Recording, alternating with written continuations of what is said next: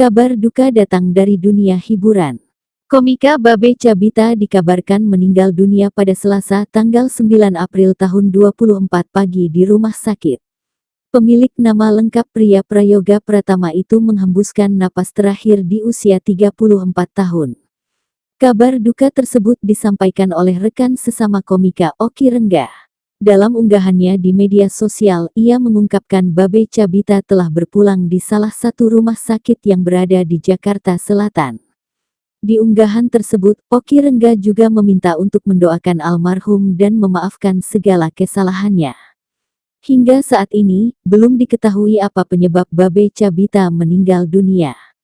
Namun sebelumnya, ia diketahui mengidap penyakit langka anemia aplastik.